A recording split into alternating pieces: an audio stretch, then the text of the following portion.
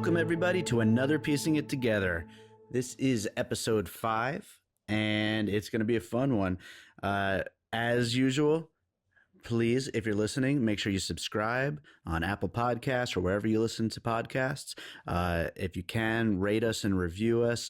That really helps to make sure the show gets heard, make sure the show gets seen, and will hopefully lead to some really great things if we can get a lot of people listening to this. And so far, so good. The numbers just keep going up, and it's just been awesome. And it's been a lot of fun making it, too. And speaking of fun, this is actually going to be the first time I've got a repeat co-host. I knew he'd be a regular on this show, but my buddy Chad Clinton Freeman, he is going to be joining me for this episode. And we had a really, really fun talk on this one because it is such a wild movie. So, yeah, I'll jump right in here. For the first time since starting this podcast, I found myself watching a movie specifically so I could talk about it on the show. My friend Chad had seen the Hurricane Heist, and while I thought it looked just terrible, he loved it. And I read a couple things saying about how ridiculously over the top it was. And then I read that there's a hurricane with the shape of a skull in the clouds, and I was just sold right there. This movie did not disappoint. The Hurricane Heist is about bank robbers who decide to pull off the ultimate heist of a treasury facility during, you guessed it, a hurricane. It's a ridiculously genius concept and the kind of thing Nicolas Cage would have starred in like 20 years ago, and is directed by Rob Cohen, the creator of the Fast and the Furious series. It stars Maggie Grace, Robbie Kebbell, Ryan Quanten, and my personal favorite, Ralph Ineson, as one of the villains. It's not really a so bad it's good movie. I'd call it a carefully calculated, we know what so bad it's good movies are. Let's make a serious movie that'll satisfy those fans on purpose, but also do the movie great. It's one of a kind, and it is a blast.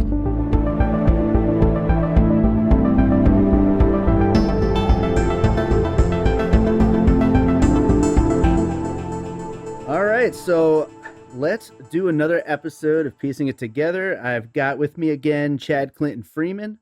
We're watching a movie that I wouldn't have watched if it wasn't for you. This movie is The Hurricane Heist, and it's a wild one, man. And I was not really planning on watching it until your recommendation, and then I read some other things online. And I was like, okay, I gotta see this movie. Yeah, I think I sent you a message, something like this movie's awesome, or something like that. Totally ridiculously awesome. Yeah, ridiculous. Something along those lines. And yeah. It totally is. Yeah, you gotta use ridiculous if you're getting me to a movie called The Hurricane Heist. Because I cannot take a straight movie called The Hurricane Heist. Although that is part of the beauty of this movie, is how straight they play it. Right. So I mean, let's just jump right in here. You know what? I will go first and just get the obvious one out of the way. How about that? No. Yeah, the big obvious one is Twister. Right. Yeah, I mean, clearly this movie is Twister meets whatever the hell you want to say that it meets. We'll get into that as we continue with some of these other movies that we are calling inspirations for the Hurricane Heist. But definitely whatever are the inspirations, it's that meets Twister. I don't even know if Twister is still even really culturally relevant anymore. I certainly haven't seen it in like 20 years at least. When's the last time you saw Twister? Well, see, that's the funny thing, is that I actually had never seen Twister. So having seen this movie, having seen this movie and loved it, I went and watched Twister. Okay, well, how did it stack up? I wasn't big on the movie. I think Hurricane Heist is way better. Of course, it's totally different. Time period of the movies being made and everything. But the funny thing is that the way that this movie opens is essentially a total ripoff of the way Twister opens. Yeah, the whole backstory with the family member dying, and then that being what drives the person to chase after the the storms. Yeah. That's totally ripped from Twister. So yeah, actually what's funniest part to me though, and this is off subject here, but we're talking about influences and inspirations. The Bill Paxton character in Twister calls, I forget who plays the other guy, but one of the like fancy uppity storm chasers that has like all these high tech equipment and gadgets and whatnot. He calls him Nightcrawler. And I thought that was so funny because obviously Nightcrawler was inspired by Twister because Bill Paxton, was anyway, totally getting into different movies inspirations, but that's what really hit me over the head. I was like, wow, that's so cool. So anyway, Wow. so back to this and back to Twister. What's funny is that the CGI in Hurricane Heist, which by today's standards isn't like top of the line, Sure. it's fine, but it's not like wow, blown away. It's actually probably better than the CGI of Twister. Hey, good pun, by the way, with the blown away line there. I like that. Yeah, no, I agree. Yeah, I haven't seen Twister in so long, but I agree. I don't remember the CGI really being very good. It was in that time frame, like right around Jurassic Park, where everything was either pushing the boundaries of what CGI could do or just terrible. And yeah, and my memory serves me, it was not very good. The CGI. Although I do remember loving the movie, but then again, like I said, I haven't seen it in like 20 years, so who knows? I liked a lot of movies. Yeah. No, I mean it's a fun movie. It's a little long, and so I don't know. To me, like I said, the reason I didn't see it, and I do remember this because there was a time period early on where I just hated CGI and I hated big blockbuster CGI movies and I avoided them. And that was one of the ones that, like, I remember my brother and dad went to see it and my dad loved it. And my brother, I think he liked it a lot too. And they always talked about it, but I just avoided it for the longest time. That being said, Hurricane Heist, I liked this movie so much that I was like, okay, I got to watch Twister fun. Yeah. That's what did it. That's what got you on board the Twister train. That huge pop culture phenomenon, which is Twister in 2018. I'm just picturing the director just walking into, like, what is it, Entertainment Studios? Isn't that the name of this new production company that made this? And right, it's like, I got a pitch for you. It's Twister meets every action movie you've ever seen. Right. Well, that's one of the things that I really, really liked about this movie. And this, right before we jump into other influences, is that this movie is like the disaster movie meets heist movie meets chase movie. Yeah. And it's like it marries those three movies, and it does it so in such a fun way that's what makes it, to me, this movie's kind of brilliant. And I know I've seen the reviews. Everybody else, for the most part, is kind of underwhelmed by it, but I really, really like it. Yeah. But yeah, along the same lines though of Twister, and again, it's a movie I haven't seen in forever, but I loved when it came out, and that's Hard Rain, which I think was a late '90s movie with Morgan Freeman, Christian Slater, Randy Quaid, and if I'm not mistaken, that's one you had told me before that you hadn't seen. Yeah, I don't remember if I saw that movie. I remember it. I don't remember seeing it. I might have seen it. Yeah.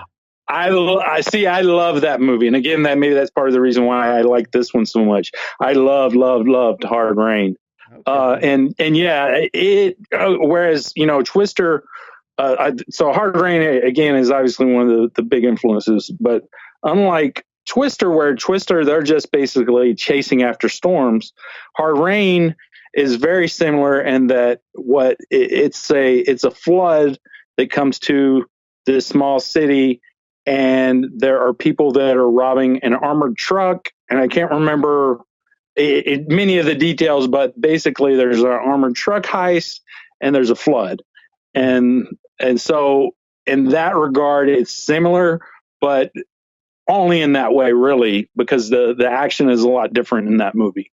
But Hard Rain, very, very fun movie. I love that one. I haven't seen that one in forever. That's one that I wanted to go back and rewatch, but I just didn't get a chance to. It's hard to believe that these kind of scenarios haven't played out in real life, because it really is kind of genius when you think about it, like doing a big robbery during some kind of natural disaster. Yeah. There's looting, of course, but I mean like a big freaking bank robbery or something like that. Just seems like a perfect plan. Right. Yeah, like you're saying, there's all this small time crime that happens, but there's never like anybody masterminding, or maybe there is and we haven't heard about it. Ooh, there you go. It's all covered up. Well, my next one I'm going to mention, and this Rob Cohen, the director, he was a director on some of the later ones, or maybe just one of the later Mummy movies. But the first Mummy with Brendan Fraser, and maybe it's just the skull that appears in the hurricane. Maybe it's just that's making me think this. But something about like the storm being a character just remind me so much of like the sandstorms in those first couple Mummy movies. And I definitely mean that in a good way. Like, make no mistake, anyone listening to this, I mean that in the best possible way. No, I totally get that, which that was not something that I even thought of. But now that you say that, yeah, I can see that. It's almost like a little nod to it, because, you know, one of the things I read was people were disappointed that they didn't like explore that was just like something you saw, and they didn't really go into any more details, like it was the storm, you know, some sort of like demon or something. Right. And I didn't even see it that way anyway. What I saw it as his point of view, the Will character, Right. you know, Right, his point exactly. of view. And how he viewed the storm is he views the storms as just this total, you know, demonic and evil entity that destroys for no reason. By the way, can you picture if they had gone that direction, like these two Alabama, like southern, you know, the southern accents, like doing exposition, like telling the story of like this demon that possesses hurricanes or something? That would just be so insane. Like, to hear them talking like that. Well, see, I was trying to figure out how they could do a sequel, and I think that's the way they can do it. Yes, absolutely. That would be amazing. Well, I'm on board. That's the thing, is that I think some people, that's what they expected, or that's what they wanted, and that would take it into that Sharknado territory it didn't go into. Which I was actually happy that it didn't, but I still think Sharknado was kind of a bit of an influence in some regard, because I mean, obviously any storm movie these days now has to, you know, the reason anybody's talking about a storm movie anymore is because Sharknado. Exactly. I mean, after Twister, that pretty much like these storm movies were dead for a long time, and then like Sharknado kind of revived them, and now you know, of course, Geostorm, which I did not see. And I think one of the things though that people have said is that this movie was kind of a healthy balance between what Sharknado tried to do or does do, and then what Geostorm did, or what people wanted it to do anyway.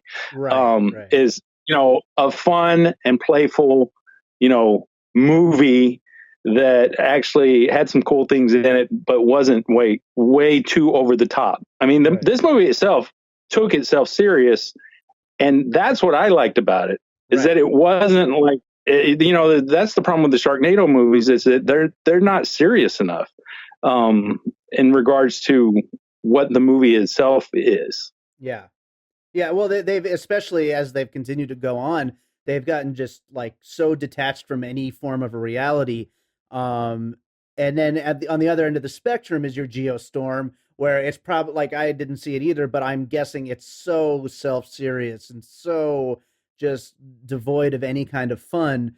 And this is like a total healthy medium where it's silly, but it's played straight, and Right. that's the beauty of it. Right. Yeah. Yeah, and it's a shame actually that I didn't see Geostorm, because that was one that at first, because they were showing trailers like 2 years ago or something before it came out, that I was like so not wanting to see it. But then of course when Gerard Butler started popping up in the trailers, that's when I got excited and I wanted to see it, but it just like came and went like really fast. Yeah. And I did not get a chance to see it, and I was gonna watch it after I saw this one, because again, now I'm like in the storm mode. I want to watch these storm movies. I'm excited. I'm excited about this genre, and I didn't get to watch it before doing this, but I did watch. I did watch some other ones. I watched actually two that the Asylum made. One called Geo, one called Geo Disaster, which is actually terrible. And there's not much. The problem with these, well, actually, and the other one is Ocean's Rising, which was also from the Asylum, and these both came out in like the last couple years. What about the tornado robbery? Is that one for real? I'm making it up. Yeah. That's going to be the next probably Asylum movie. Yeah, that seems like it would be if this movie had been a hit. Let's put it that way. Right. And I watched one for Uwe Boll, The Final Storm. Now the problem with these, which these are like really low budget, is that they didn't actually show much of the storm at all. They just kind of like were these really small movies that were kind of about a couple of people, but there were no storm elements whatsoever. And they what was going on was supposedly like a global thing. That's one of the things that was neat about this movie, is that this was just it was a hurricane, so it was a specific area in the United States that it was happening to, and then we focused in on this town, and of course it was evacuated, so you had a small group of people that were actually in the movie, so it was like a small but big at the same time. So it didn't have to show this storm like wreaking havoc over tons of cities or anything like that. The focus of it was rather small. So I thought that it worked really well in that regard. Well, do you think just going back to Geostorm for a minute, because that was like the last I don't want to diss the Asylum too hard here, but like the last real movie that we mentioned here. Do you think Geostorm is that more of an aside, or do you think that inspired these filmmakers that made the Hurricane Heist? I think probably, because I know Geostorm was one that was like in the works and like supposedly coming for a very long time. Yeah. And I think it went through like a lot of massive reshoots and whatnot. I don't think Gerard Butler was actually in it originally, because I remember asking you, I was like, is he really in it? Because he's like not in any trailers or anything. And then all of a sudden he popped up, and it was like, oh. But it maybe kind of comes from that same the same place, not necessarily inspired it, but maybe the reason that movie existed and this movie existed is kind of that want to redo some of the old like 90s disaster movies, which you mentioned Rob Cohen and his movies before. Of course, he did Daylight, which was one of the really good disaster movies back in the 90s.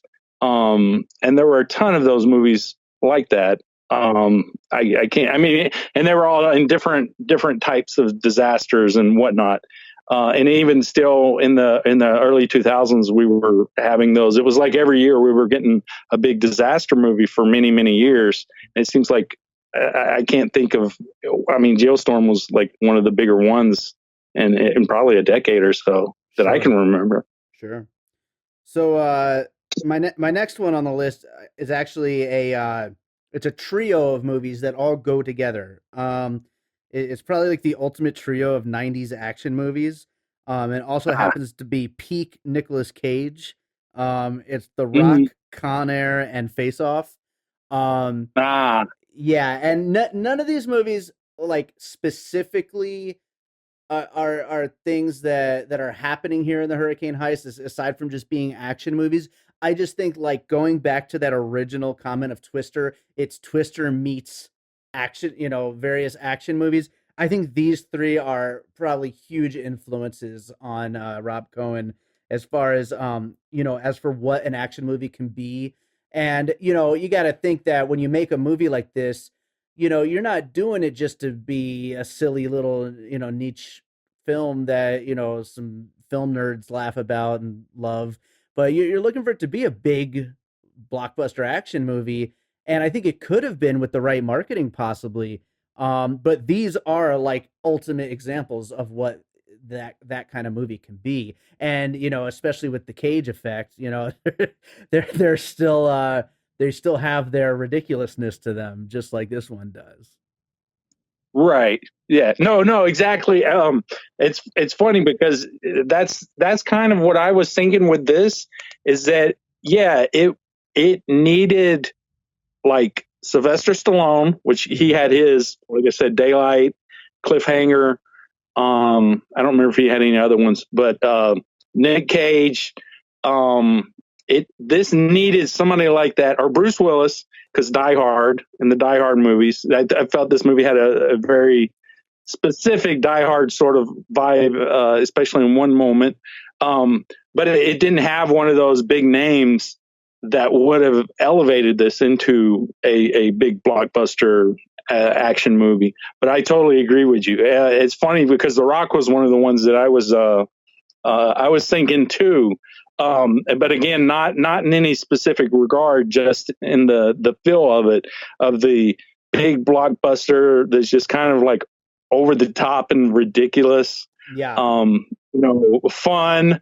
And so I totally get that. So yeah, definitely in some regards, some sort of like, you know, Nick Cage or Stallone sort of influence here, Yeah. definitely. Well, yeah, like going back off what you were just saying, and I had this in my notes as well. Is I think this movie would have done so much better, and no offense to the actors in it, because there's some good performances, and Maggie Grace and the two leads were Robbie Kebbell and Ryan Quanten, I believe are their names. Yeah. They were perfectly fine. They did a good job. Um, I just think that this movie with some bigger names, I think it could have possibly gotten like it could have gotten past the public's fear of a silly movie. You know what I mean? To the point, because Right. like a perfect example, actually, and I just thought of this right now, is this summer, Skyscraper with The Rock, which Right. looks so freaking ridiculous. But it's Right. but it's The Rock, and it's going to. I mean, even if it's not a huge hit, it's going to at least do well. And yeah, I think with some bigger names attached to this could have been something. Right. Well, the funny thing though is that this movie is way more grounded than like most Tom Cruise, Yeah. or Rock, or who was it? I was just thinking of somebody else. As you were talking about that, who was the other one I was thinking of? Not Vin Diesel, but somebody else like The Rock and Tom Cruise. Um, just these. Mark Wahlberg, because of the Oh yeah, yeah. Transformer movies. How ridiculous the action is in those movies. Actually, Wahlberg Um, would have been a great pick for this movie. Like no, no, I think so too. I could I think he would totally have see fit. him as the star that would have elevated this movie. Yeah, yeah, Yeah.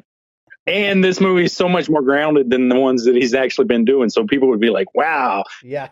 he's doing a realistic movie. Yeah, people will think this is another like Peter Berg one. Like, they think it's something that happened. Right.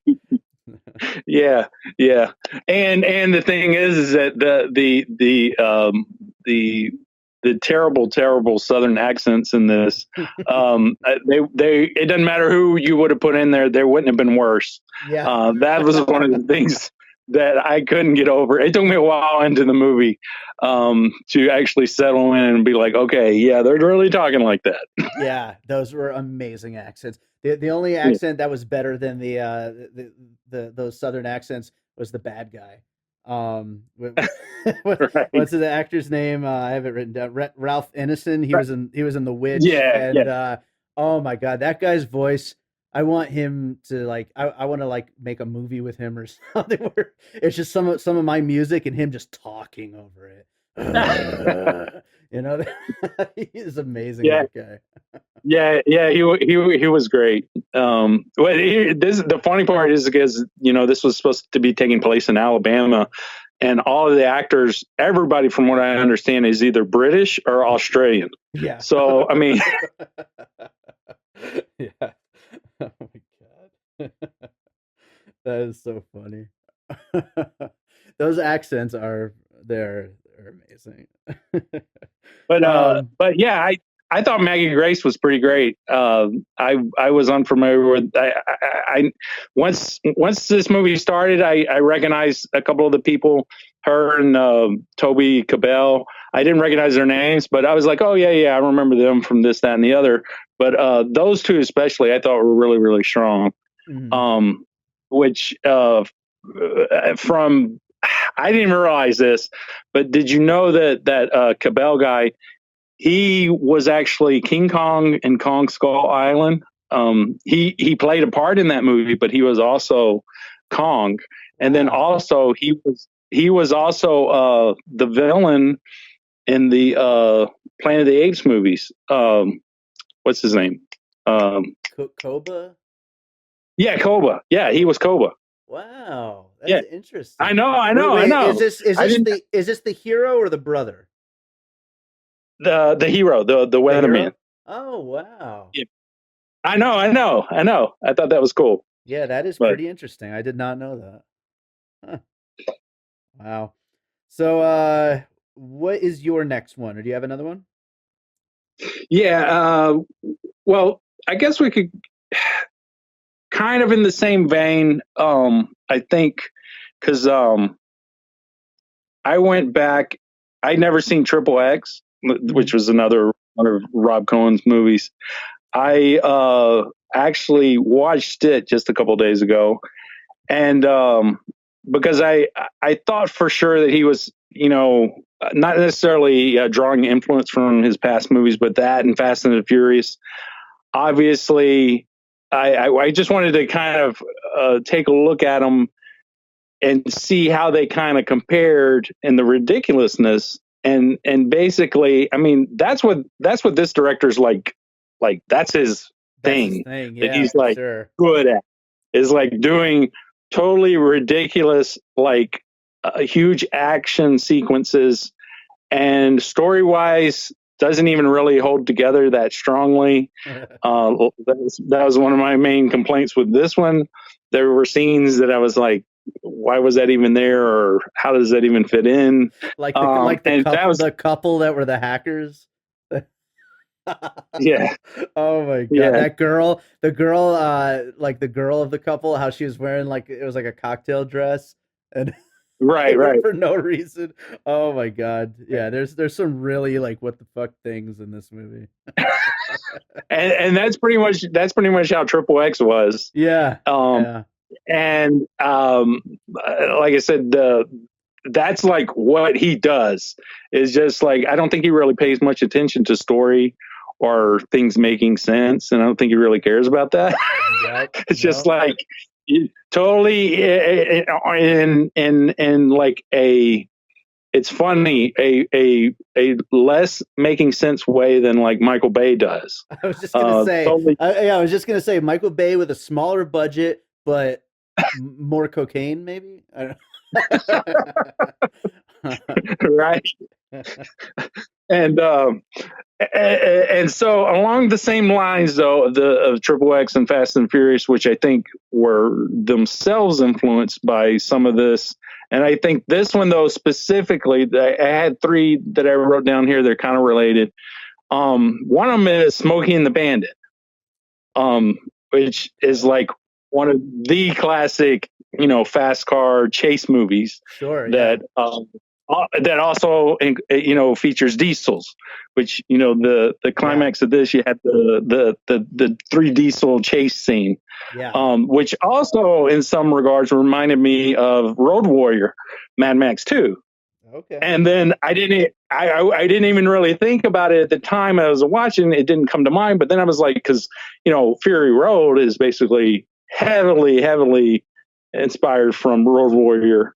So I mean, you could look at Fury Road as a possible influence here too. And then the other one was Dukes of Hazzard, which was total the TV show, Yeah. which was a totally inspired from Smoking the Bandit, and especially just the way some of the characters like interacted and stuff totally reminded me of Dukes of Hazzard. It was almost they didn't specifically say it, but I almost felt like it was going to come at any moment. Like one of them was going to be, "You thinking what I'm thinking?" Which is like total like Dukes of Hazzard, and then they're like, "Yeah, I am," and then they do it, and then it's like, "Yep, that's what I was thinking."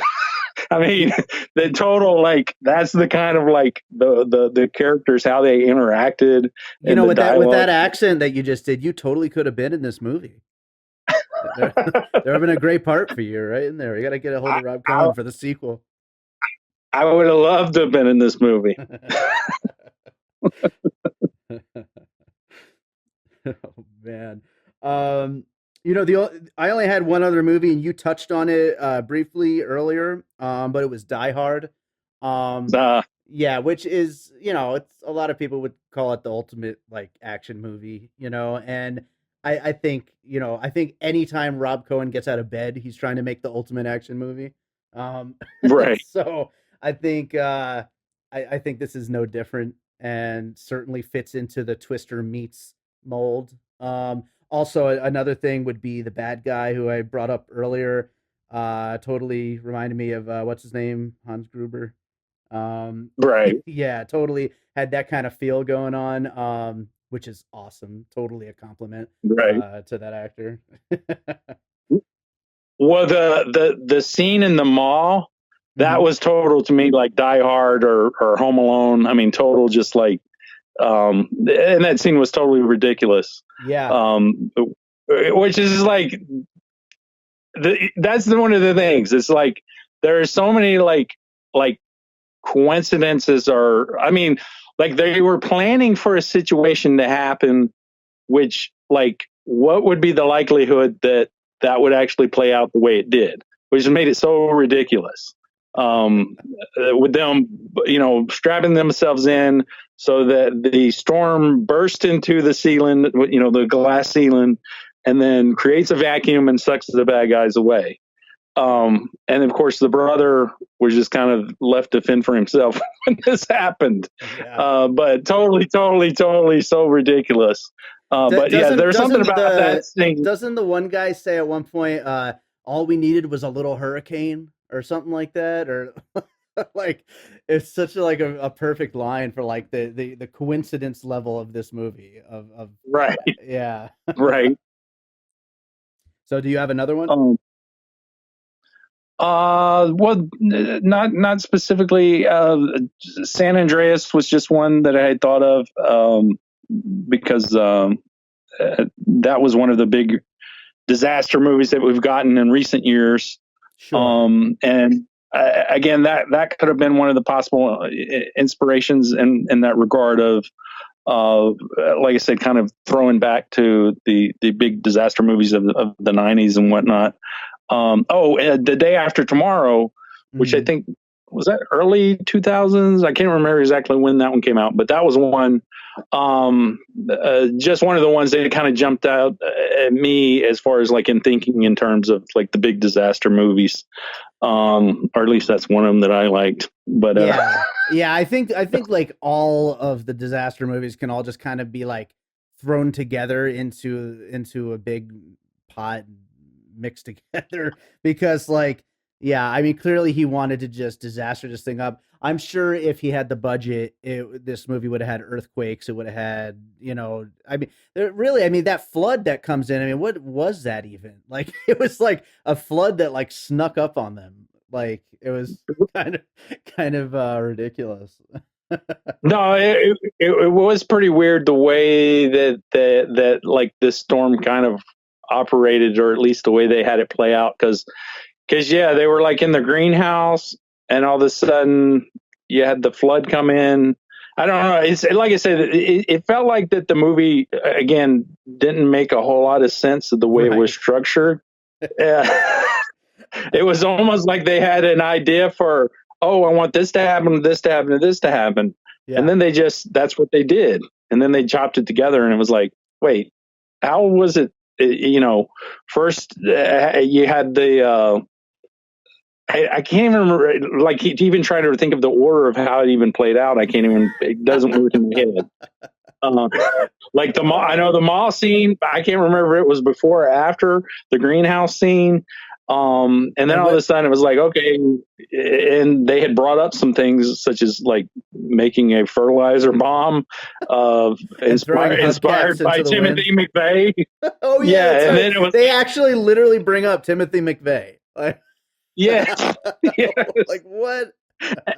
And then they don't even make a bomb. No, they don't even do that. So that was just like a quick throwaway. That was a furious writing session at like 4 a.m. Just like, oh yeah, and then Timothy McVeigh. Right. And then I just forgot about it. That's one of the things though that's one of the things that I loved actually, was those weird moments like that. Yeah. The other ones just popped in my head though was that like they had that pee break moment where like he goes over there, she goes over there, and they take a pee, and I was like, that was pretty freaking random. You never seen that in the movie before.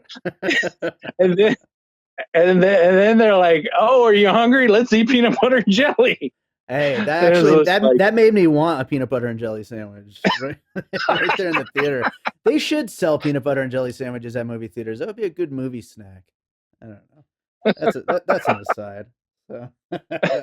But if they did, they should go up the aisle selling the peanut butter and jelly. But then that would cause a distraction because would you have wanted to get up at that point in the movie and go to the and get a snack and buy peanut butter? No, you would want it right then. Yeah, I mean, come on, this is America. Oh man, so this is a wild movie. So we didn't even bring this up yet though. The weatherman drives a car that looks like Batman.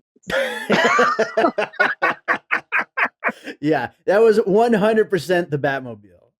That car. But again, I think Mad Max was sort of a little bit of an influence. So I'm like, yeah, I could kind of see that in Road Warrior 2. Sure. So, I mean, I don't know. Yeah, that was totally bizarre though. I'll leave Batman off my master list and just leave Road Warrior. But just know everybody that was definitely the Batmobile. Oh no! You totally can leave Batman because that was straight out of like the Dark Knight. Yeah, it totally was. So if you don't have any other movies, I'm going to go over the master list here. Nope. I think that was it.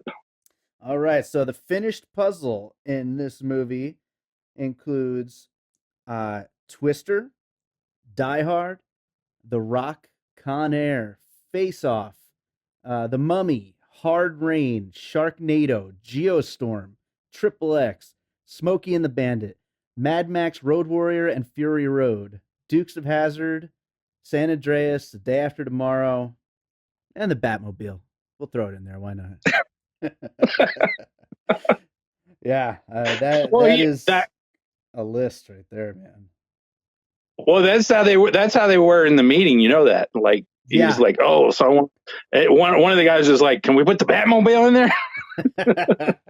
I know this is the early days of this podcast. We don't have a ton of listeners yet.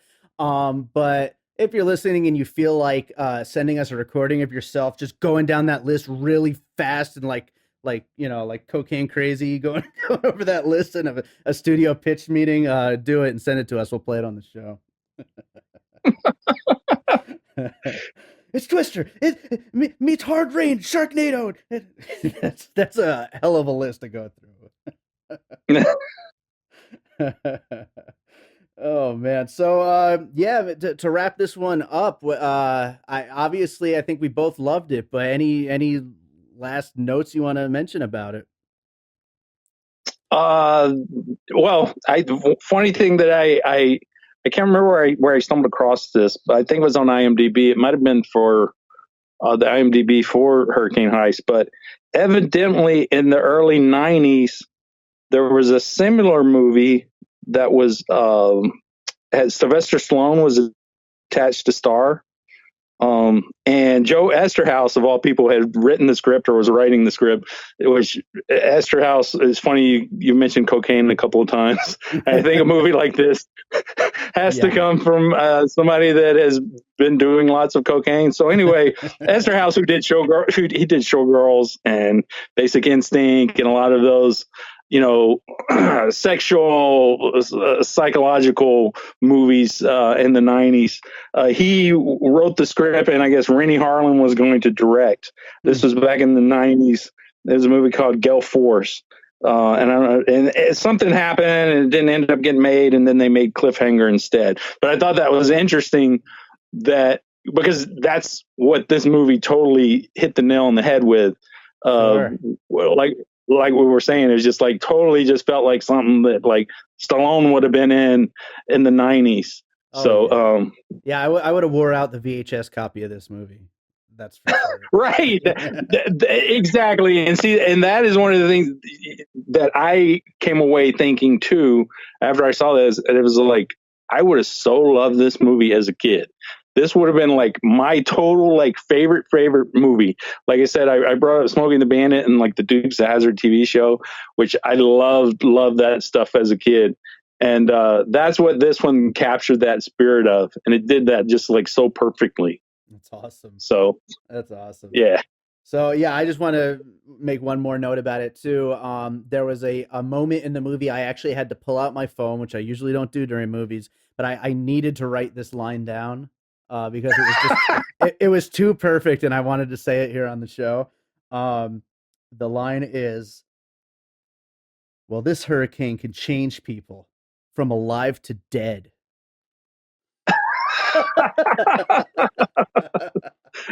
What an amazing line of dialogue. Yeah. So yeah, Hurricane Heist. We both really like this movie. Definitely if you're thinking about checking it out, know what you're getting into. I think you get the idea from the way we've been talking about it the whole time, but it is a lot of fun. And it was a big surprise for me, that's for sure. Yeah, just fun. Fun is a perfect, ridiculous and fun. Those are the two words that sum this movie up perfectly. And yeah, anybody that likes big action, ridiculous action, this is the movie to watch. And again, it doesn't go in that cheesy route that Sharknado does.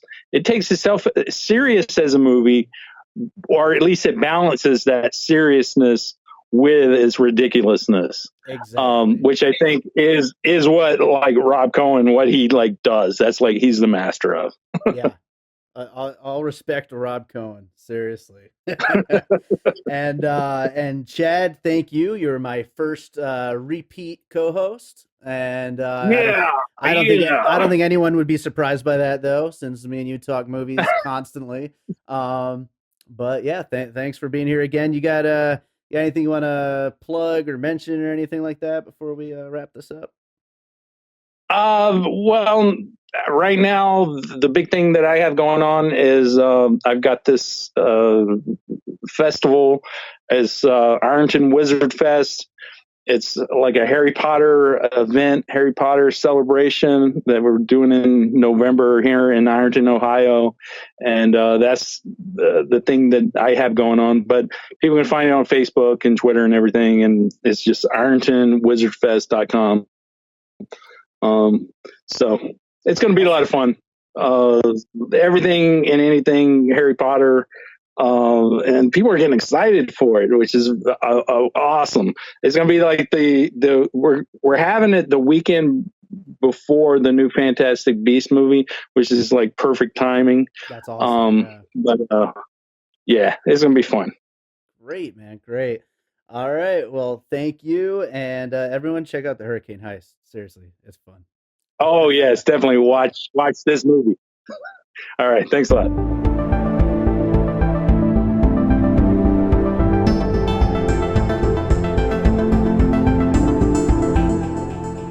And that was the Hurricane Heist. You know, it's such a fun movie. You got to know what you're getting into when you're going to see it. And hopefully, if you just listen to that episode, you will go see it because it's a blast and it's just so ridiculous.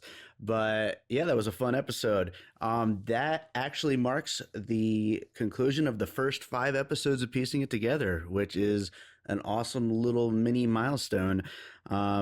Super excited about how the show has been going.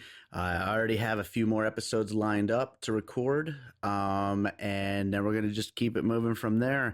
I want to I want to cover a lot of the movies that are coming out this summer. There's a lot of really great stuff coming up. I know we're already planning on an Isle of Dogs episode. We're planning on a Rampage episode. Ready Player One. The next one we record will be Best Friends, the new Tommy Wiseau movie. Yeah, there's a lot of great movies coming up, and I'm hoping to cover as many of them as we can. So if you have been enjoying the show, please make sure you subscribe. Whatever your podcasting app of choice is, just hit subscribe. If you want, share it too. That's awesome. We would love that. And make sure you rate and review us, or at the very least, send us some feedback. You can email me directly at bydavidrosen@gmail.com. Or go to our Facebook or Twitter, or just leave that review right there on iTunes. I want to know what you're thinking of the show. We are going to continue to make it better and improve the flow of everything and just keep the whole thing moving. So again, thank you for being out there. Thank you for listening. I'm going to leave you again, like last episode, with a piece of my music. A Different Kind of Dream is coming, hopefully, the last week of April.